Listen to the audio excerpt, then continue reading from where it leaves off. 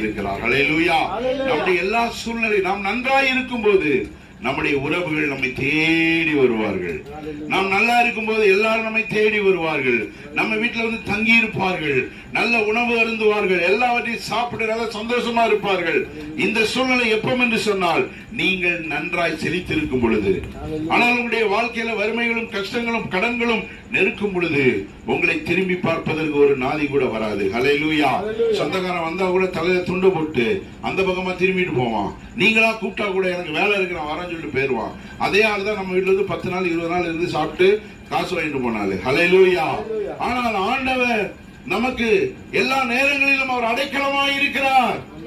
பணம் இருந்தாலும் அடைக்கலமா இருக்காரு, பணம் இல்லைனாலும் அடைக்கலமா இருக்கிறார். நம்ம பலவீனத்தோடு இருந்தாலும் போராட்டத்தோடு இருந்தாலும் சந்தோஷமா இருந்தாலும் தேவன் தான் நமக்கு அடைக்கலமாய் இருக்கிறார். ஆண்டவராகிய தேவனுடைய வார்த்தை நமக்கு இந்த நாள்ல வருகிறது.